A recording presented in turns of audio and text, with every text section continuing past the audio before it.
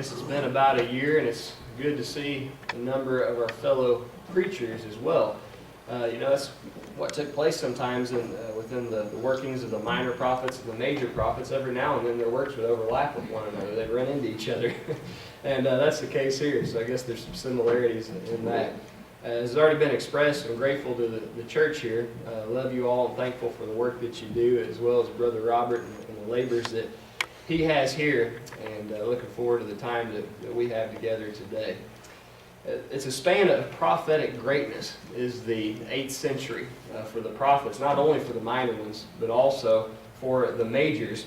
And because of that, I guess you could say that the man Hosea tends to go relatively unnoticed, considering with some of the other contemporaries that he was. You have Jonah's successful work, of course, in Assyria, Amos' fellow ministry in Israel, then Isaiah's and Micah's respective labors in Judah. And because of that, the 700s, it's hard when you mix them around, 700s BC is also the 8th century BC. It's been stated that it's the golden age of Hebrew prophecy. But anytime when you're competing with someone, so to speak, we know they weren't in competition with one another, but you understand what I'm saying. With someone like a Jonah, somebody like an Amos or an Isaiah or a Micah, you can see how you might get lost somewhat in the shadows. And I think that can be the case with Hosea. I've been asked in this study, though, to bring to light the book that he wrote and the experiences that he had. There are 14 chapters in Hosea, so I look at it as kind of unfair, honestly, Robert, that I was assigned this one. People were asking me, he asked me, you have Hosea, right? I said, I hope so, because I don't have time to put together another lesson on 14 chapters. No, I'm grateful for Hosea being assigned to me. It's a wonderful book, and although it may be a slight challenge to squeeze into our 30-minute time frame. Because of his domestic trials, Hosea has been nicknamed the man of shattered romance. But the truth is that his family circumstances were no fault of his own. They were 35, Robert says. Thank you. That makes it all easier. We can squeeze in 14 now. I just want you to know. 13 was okay with 30, but yeah, 14 will be all right, 35 minutes. But the family circumstances of Hosea, they were no fault of his own. They're actually prearranged by God to serve as a parallel teaching tool of the disastrous state of the Lord's marriage to his people. It's fitting that Hosea would be chosen to go to these individuals in Israel, although, as was pointed out by Jack, there's always a sub-message and maybe a sub-message to the sub-message. And there are some tones in there for Judah as well. Primarily, his work was going to be with Israel. It's fitting that Hosea is sent and has the name that he does. His name means salvation or help, and it's fully indicative of his visionary purpose to bring back God's unfaithful wife, Israel, to her faithful husband. The calling commences in chapter 1, verse 1. We find the word of the Lord that came to Hosea, the son of Beeri. There's a good chance that you might pronounce a few of these differently than what I will. I'll make a deal with you.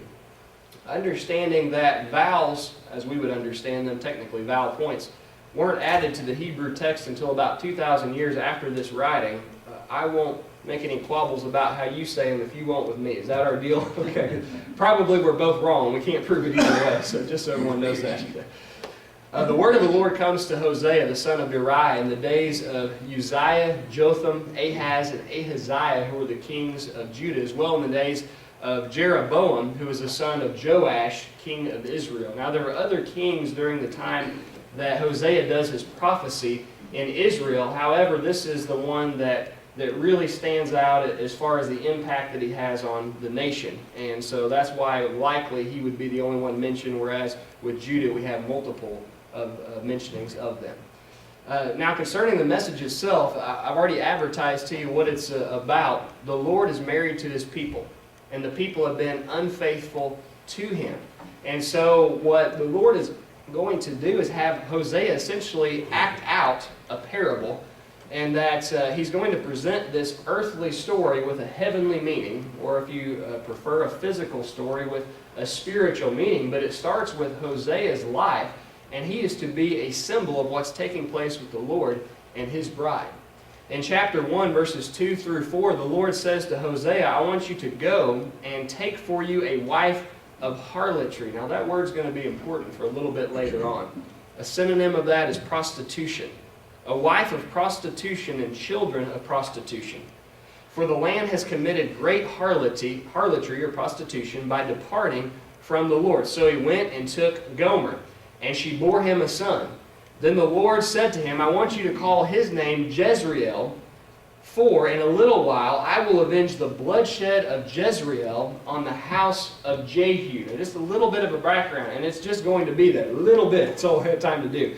A little bit of background on this. Jehu was the individual who was responsible for killing the king of Israel, Jehoram. And once he did so, that enabled him to become king and to set up a dynasty that would follow him. As well, you could see some responsibility in in the death of the king of Judah, Ahaziah, in that whole circumstance. So the point being this, the name of the child was to be called Jezreel, likely because that was the city in which this killing took place. God remembers that. And so he wants this first child, son, to be named Jezreel. The second one, Gomer, conceives and she bears a daughter. Then God says to him, I want you to call her name Lo-Ruhamah, which is translated or means no mercy. For God says, I will no longer have mercy on the house of Israel. In verse 9, then God says, I want you to call this third child, this second son that you've had, through Gomer, Lo-Ammi, for you are not my people. The name of Lo-Ammi means not my people. For you are not my people, and I will not be your God. So you see, in every way, the family of Hosea is to represent the state of the Lord's people and what it's going to be like as well going forward. We see it's not all that good right now. However, the prophet looks forward and he sees a better time. Things are going to improve with Israel. As we're going to find out as this lesson develops, it's not going to be political Israel for whom it's going to get better, but it's going to be neo-Israel, spiritual Israel, the church. Chapter 2, verse 16, and it shall be in that day, says the Lord, looking forward to another time, that you will call me my husband, and no longer call me my master. Then I will say, verse 23, to those who were not my people, now you are my people. And they shall say, you are my God. Now, this isn't going to be the case with political Israel. It's already been stated by Jack, and kind of like pronunciation. Sometimes the dates are a year or two different than one another. Whether it's 721 or 722 BC, when Israel is going to be destroyed by Assyria, is not all that far away. So it can't be talking here about political Israel. It's a different kind of Israel, and one in which the people of God are going to recognize the Lord no longer just as master, although that is true, but they're also going to call him my husband. How many times in the New Testament is reference made to Jesus and his church, and we, his people, are called his bride? Well, you can't have a wife unless you have a husband. We are his bride, and he is our husband. He's now more than our master. This is the prophecy that was made in Hosea, the 2nd chapter. Meanwhile, back in the homestead, remember in Hosea's family life, things aren't going so well. And as well, back on the homestead with Israel, God's people, things aren't going all that great. The entirety of chapter 3 is found before you, though we will not read all of it. Verse 1, the Lord says to Hosea, I want you to go again and love a woman who is loved by a lover and is committing adultery. Just like the love of the Lord for the children of Israel who look to other gods. And there's this curious reference made to raisin cakes and pagan gods. We will come back to that. Raisin cakes. I want you to store it away, though, for right now. So Hosea says, I bought her for myself. He bought her for 15 shekels of silver. I hate to keep doing this, but that's also something important that I want you to remember for just a little bit down the road. And he says to her, you shall stay with me many days, not play the harlot, nor shall you have a man. You're going to get really mad, but I need you to keep that one too. Nor shall you have a man. For, verse 5, after when the children of Israel shall return and seek the Lord their God, they shall fear the Lord and his goodness in the latter days. We understand 1 Timothy 4. Hebrews chapter 1, they're the last days. 1 John 2, the last hour, referring to the Messianic dispensation. But up to this point, right now, going back to Israel and looking at Hosea's family life, we need to talk just a little bit more about it. There is some discrepancy in viewpoint on chapter 3. Is it that God wants Hosea to go to get a second wife, like the one that he had the first time? Granted, she's not named here, so it could be possible, the theory is proposed, that it's someone other than Gomer. Well, I would advocate against that for two reasons. Number one, he wants him to go again, or to go back, you might say. He wants him to love a woman who has a lover, but she's committing adultery with that man. Now, does it sound like the Lord that he would want for his prophet to go take someone who's married completely to someone else and start having a relationship with her? It would make more sense that this woman is committing adultery against her husband, and her husband is to go back to her, the same one, and get her. Secondly, consider this, the parallel that's being set up. God doesn't want to divorce his people. He wants to continue to live on with his bride and accept her back. What sense would the parallel make if this is a different woman that the Lord tells Hosea to go back and to get? Now, the second thing is this. The question is brought up of what was Gomer guilty? Was it fleshly adultery, or was it spiritual adultery? Well, I mentioned to you one of the things I wanted you to remember is in verse number 3 at the end, part of what's going to be different for her is he says, "Nor shall you have a man." That sounds pretty literal to me. It sounds as if she has actually contracted a fleshly relationship, at least with one other man, perhaps with others. I'm really not too sure that this is an either-or proposition when it comes to the adultery that she's committing, meaning that it's only against Hosea or it's only against God. I think there's a real chance that both of these may be at play here. I ask you to remember the raisin cakes. I know that sounds weird to us. Not a fan of raisins. You might not be either. Why would you put it in cake and ruin the cake? Well, raisin cakes, they were made, it was well known for the Canaanite deities, the pseudo ones, the Baals. And this could be a hint because of the parallel that's in place. It might not just be that she's having a fleshly relationship against her earthly husband Hosea, but she might as well be having a figurative relationship that is against her spiritual husband God. It may be that she was actually a temple prostitute in one of the temples of Baal. And if that's the case, it is not an either-or proposition. It would be a both-and kind of arrangement. It may be. Either way, God says, I have a problem with my people by this parallel that has been set up, and I want her to come back to me. Well, Hosea, to get his wife back, has to pay for her. And he pays for her 15 shekels of silver, which means absolutely nothing to us. But it meant something to those people. We understand that in the biblical time frame, at least most of it, if not all of it, a slave was purchased typically for about 30 pieces of silver. Now you think of the ramifications of this. Gomer undoubtedly goes out into the world thinking, well, I'm going to get away from my husband who doesn't care anything about me. I'm going to go out to these people who care so deeply about me and value me greatly. In the end, how much do the people of the world value her? Half the price of a slave. That's how much they think about her. My mind goes back to the account of the prodigal son when he thinks dad hates him and doesn't want him to have any fun in life. So he decides, I'm going to go back out to the world where people really care about me. They're going to treat me great. And it works for about a day or two. We don't know the exact time frame. Relatively speaking, not very long.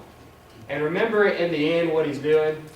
He's out doing the work of a slave, feeding pigs, except he's not getting treated as well as a slave because he doesn't have anything to eat. Slaves were typically fed, at least, by their masters.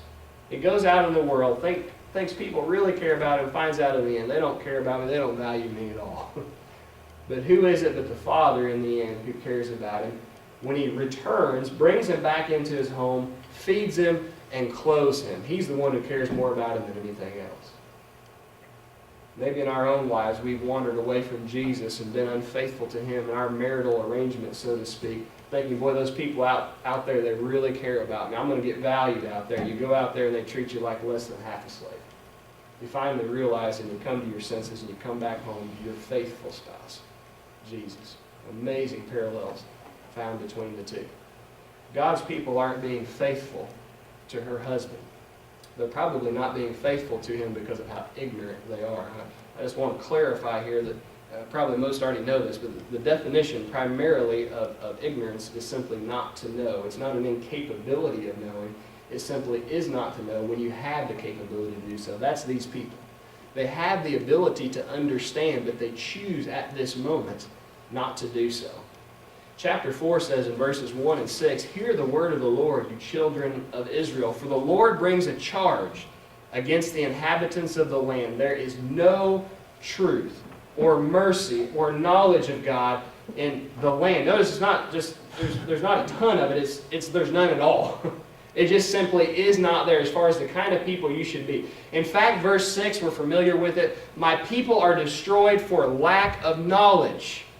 Because you have rejected knowledge, I also reject you from being priest for me."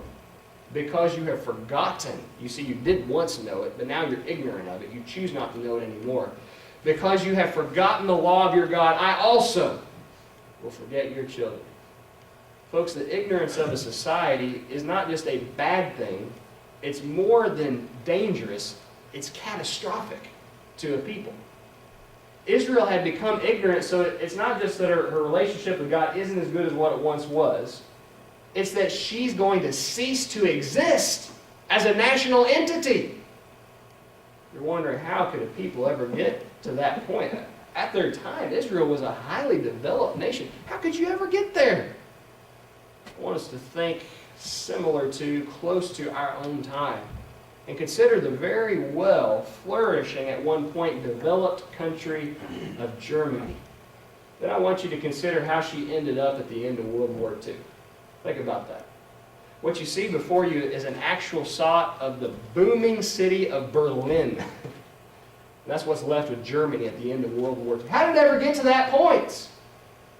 The people knew a lot. They were highly developed as a country.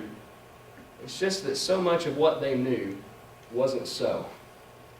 And the things that they did know that were so were unimportant compared to the others. You understand they had an extremely wicked leader who was over them, and this is in his own words. Adolf Hitler once said, here's what we're going to have to do to control these people. We're going to have to tell them something that's untrue. Give them a lie. Make it really big. Keep it simple so everyone can understand it. Keep saying it. That's the key. If they've heard it 1,000 times, then if it took that many times, then they'll start believing it. And eventually, they will believe it. He controlled all media outlets, all the information that was going into the people's minds. This is in a developed society. And what happened to Germany because of their ignorance by the end? You're going to hear this a lot, I'm sure, in these lessons, but I want you to consider that in comparison to America today. How knowledgeable are we of what has made this land great compared to where we once were? You understand that the First Amendment to the Constitution guarantees 5 wonderful rights. The freedom to religion, the freedom of speech, the freedom of people peaceably to assemble, the freedom of the press, as well as the right of the people to petition the government. Well, the USA Today, a very popular magazine, recently sent out a survey and asked a given number of Americans, name your First Amendment rights. Of course, we big-mouthed Americans, over half of us knew, well, I have the right to say whatever I want. Okay, well, that's true to a certain degree. But isn't it sad that 1 out of 3, which is the second highest, couldn't name a single freedom that exists in this country? Now, here's why that's so important and relevant to our study. In third place, only 20%, 1 out of 5, if you reduce it, if you like fractions in the lowest form, 1 out of 5 Americans knew that they had the freedom of religion, according to the First Amendment. Isn't that something? And of course, you understand it's the pandemic of a much greater problem than that. Religiously, we've become an ignorant people. It's not just that it's bad to be ignorant. It's not just that it's dangerous. It's catastrophic to a society. America today, as was stated by Brother Jack, is very similar to what Israel once was. Are we going to come to our senses and understand that there's a better way? God says, because of your ignorance, I bring a charge against you. Now, from the Hebrew, this is a formal charge. It's a legal charge. We might call it today that God is taking His people Israel to divorce court. The only thing is it's minus the divorce, because He's not seeking to divorce them. He's taking them to court, but He's wanting to rectify their relationship. So He's trying to do that with them. Here's the issue, though, chapter 4 and verse 7. The more they increased, the more they sinned against me. You're going to get tired of hearing me say it. Does it bear any familiarity with you? The more they increased, the more they sinned against me. Verse 9, and it shall be like people, like priests, even the best of God's people, perhaps minus His prophets with very few exceptions, even the best of them, even hierarchy in the Jewish system, it's corrupt all the way to the top. Does it sound familiar to you at all? People aren't faithful like they should be to their spouse because they don't have knowledge any longer. It's destroying them as a national entity as well as individuals. Because they don't have knowledge, they're experiencing a lack of mercy from God. We make our way into the 6th chapter in the first couple of verses, and you see what God's attitude toward all this is. Yes, He's upset. Yes, there's punishment that's pending for Israel, for that matter, as well at this time for Judah. Verses 1 and 2, here's the invitation, though.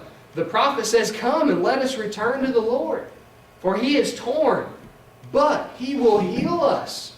He has stricken, but He will bind us up. After 2 days, He will revive us. On the 3rd day, He will raise us up, that we may live in His sight. It could be that the numbers here are significant.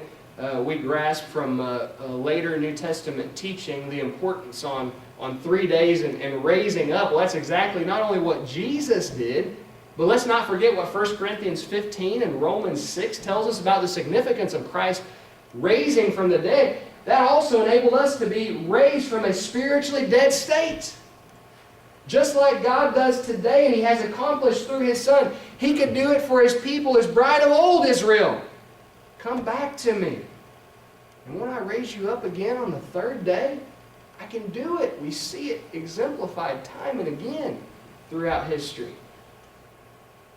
Verses 4 and 6. Oh, Ephraim. Now, if that sounds strange to you, Ephraim is used throughout the Old Testament, especially the minor prophets, interchangeably with the northern kingdom, Israel. So it's varying word choice. Makes it a little more interesting, perhaps. O Israel is the same idea as Ephraim. What shall I do to you? O Judah, what shall I do to you?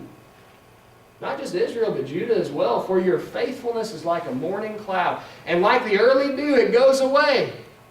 You might recall this quotation from Jesus comes out of Hosea 6:6. For I desire mercy and not sacrifice, and the knowledge of God more than burnt offerings. The mercy here likely has to do with what the people are to show toward their fellow citizens, and not necessarily what God would show toward them. However, it's true because they were failing to show it toward their fellow man. God was failing to deal out His mercy to them. I want mercy being showed throughout the land before I give you mercy. I want you to know about me before I'm going to hand out my mercy. But at this point, what am I supposed to do with you? Even if you come back to me, I know exactly what it's going to be. It won't be for very long that you stick with me. He says, your faithfulness is like the early dew, and it's like the morning cloud. Yesterday, I got up early. I was telling my brother that I went out and did a little fishing on a river yesterday. And when I was making that drive, it wasn't that way this morning, but when I was making the drive yesterday, it was really foggy outside. And the dew was really heavy. It was heavy this morning, too. The dew was really heavy, too. That sun, I saw it starting to burn through, and it wasn't any time at all. That fog was gone. You see what God is saying to His people? There are times you come back to me in faithfulness, but it's like the fog in the morning. As soon as the sun comes up, your faithfulness to me is gone. It's like the morning dew, and the sun just helps to evaporate all of that dew that you would find on the ground. Once again, I would ask you, does it bear any familiarity to the society in which we live? I believe that on September 11, 2001, in my lifetime, it may be different from yours, but from what I've observed in my lifetime, I probably saw America in her most faithful religious state. I remember for the next week or two, parking lots in church buildings, their lots, they were filled all throughout this land. And I know there were a number that still weren't, but you saw that in towns all around America. And again, I would state it lasted for about a week or two. And then America was right back to her old self again. Sad truth, isn't it? Your faithfulness, spiritually speaking, is like the early dew, and it's like the morning cloud. Because they were receiving a lack of mercy from God, they were about to perceive even physically the lack of blessing that would be coming their way. And up to this point, things have been pretty good, financially speaking, for Israel. But it's not going to continue in that light. Verses 5 through 7 of chapter 11, the Assyrian, God says, shall be his king. Not the king of Egypt. You're not going to return to the land of Egypt. That's where you're in captivity before. It's not going to happen there again, but it's going to happen again. This time, the Assyrian is going to come in and carry you off because you refuse to repent. He dictates the sword shall slash in his cities, devour his districts, and consume them. War. Because of their own counsels, they follow everything they think is right. Verse 7, my people are bent on backsliding to me. They call to the Most High. But he says, none at all exalt them. I would ask again, does it sound familiar to you at all? Lots of people profess to know me, and if you go just based on what they say, you think, man, these are really religious people. But the truth of the matter is, they're so far from that. Why? What has pulled them so far away from God? Remember what we read earlier in chapter 4? The more they increased, the more they sinned against me. That theme is brought back into chapter 12, verses 8 and 9. And Ephraim, we understand now to be another name for Israel, said, surely I have become rich. I have found wealth for myself in all my labors. They shall find in me no iniquity that is sin. Here's the basic mindset of Israel. Man, I look around me and I'm doing pretty well. Must be doing something right. I think I'll just keep doing exactly what I am. Look at all the success economically I've had. That's Israel's way of thinking. But God knows and states something very different. Verse 9. But I am the Lord your God. Have you forgotten who I am? I know who you really are, not the way things appear to be. Ever since the land of Egypt, I'm still that same God who brought you out of the land of Egypt. I will again make you dwell in tents, as in the days of the appointed feasts. Sound familiar? I look around, America speaking, surely I have become rich. I have found wealth for myself. I must be doing something right. Let's be honest, every one of us sitting in this building is living the American dream, so to speak, right now. The typical American way of thinking is, well, I have a decent job. Maybe in a household I have 2 or 3 decent jobs. Pretty good incomes. I have a nice home, very comfortable in which to live. It's become a pretty rare thing for a family just to have one vehicle. Maybe if you have one, that's great, right? But many times we have 2 or 3 vehicles. How rich are we? I'm, relatively speaking, healthy. My family's healthy. We're doing all right. There's a little more to it than that, though, isn't there? Israel has gotten to, America has gotten to a wonderful state, economically speaking. You remember how America started out? Pre-America, there were a bunch of European settlers that came over in the 17th century. Probably all of us have roots. I know our family, I've looked back, we have numerous roots in the 17th century, people who came over from England. We probably all had that. When they came over to America, they had little more, if nothing more, than a couple of changes of clothes and supplies for a month. Well, I should say for months, plural. Not very much. And we've gone from that to the American dream today. It's easy to think because we have it now, that means we're always going to have it. My kids are going to have it, my grandkids, my great-grandkids. America will also be the shining light on a hill, as we're told.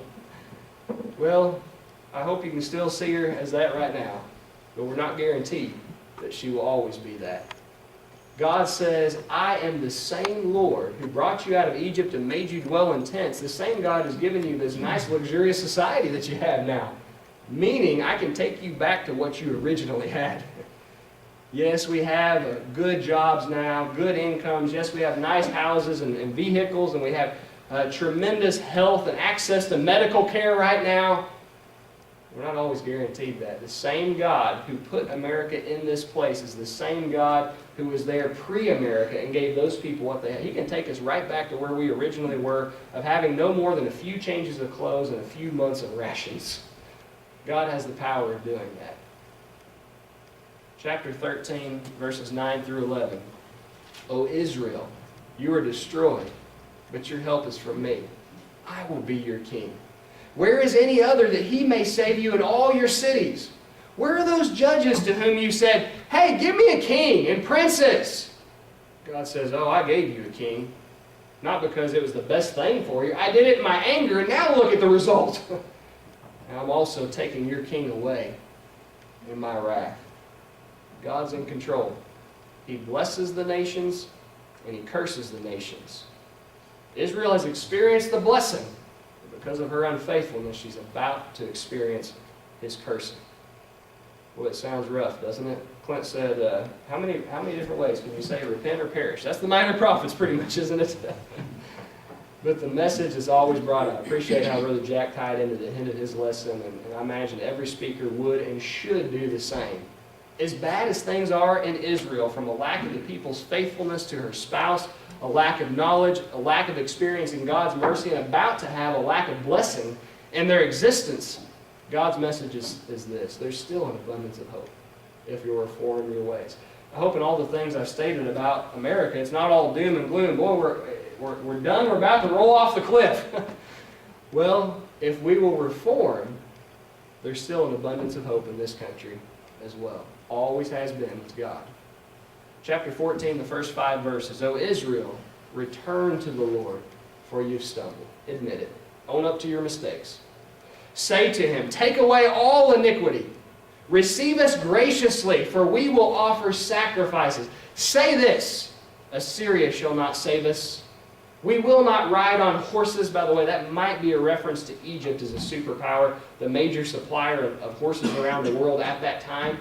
We will not trust in Assyria. The reference may be, we will not trust in Egypt, nor will we say to the works of our hands, you are our gods. We're not going to trust in materialism any longer.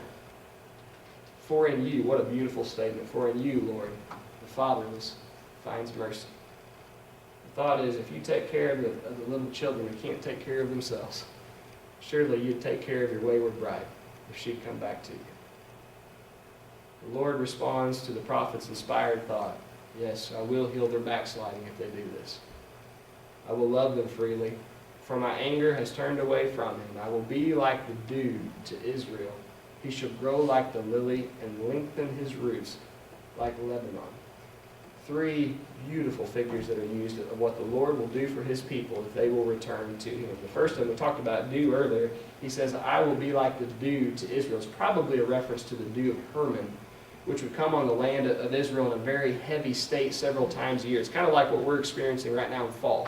When you transition from the summer temperatures, we're a little late this year. You go from the summer temperatures into the fall winds and the drop in temperature, not heavy dew, and your feet will just get soaked if you walk across it. The dew of Hermon would come in the absence of rain, and it would reinvigorate the landscape, give it life again because it was so thick. God says, I will reinvigorate you. I'll be like the dew of Hermon to you. I'll give you life again. Israel shall grow like the lily. You recall what Jesus said about the lilies, referencing the lily of Israel. The lilies that would be found in a field, he said, I assure you that Solomon, arrayed in all of his glory, was not a sight compared to these. You'll be spiritually beautiful again, Israel. And roots and Lebanon being used in proximity to one another undoubtedly refers to the famed cedars of Lebanon. They stay firm in the fiercest drought because of their deep root system. You want to question just how sturdy a cedar is, get one. Mom and Dad have one in their yard about this big around. Go up and push with all your might against it. See if you can knock that thing over. God's saying, if you return to and stay true to me, no one will ever be able to push you down no matter how hard they try. Even difficult circumstances, you'll find the water that you need to survive because of how deep your roots go. You'll be like the cedars of Lebanon. Israel was once ignorant by her own choosing, but now she has the information equipped to her to make an all-important decision. Chapter 14, verse 9. Who is wise? Let him understand these things. Who is prudent? Let him know them. For the ways of the Lord are right. Remember the problem with Israel? They had turned to their own counsels, what they thought was correct. That didn't work out. The ways of the Lord, the counsels of the Lord, those are what's right. And here's the choice to make. The righteous are going to walk in them, but transgressors will choose to stumble in them by the same word that's presented to the same people. What choice will they make? Israel would go as the individuals in her society would make their choices in relation to this proposition God puts before them. I submit to you today that America will go on the basis of the choice of individuals by the all-important set of criteria and information God puts in front of us. What decision will we as a people make? There are two ways of looking at the work of Hosea.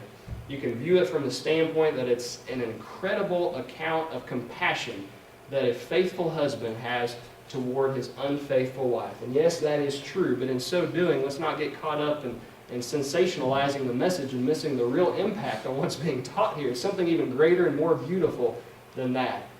And that's that the Lord is the faithful husband, even to his wayward bride. Although he has every right to divorce her, that's not what he wants.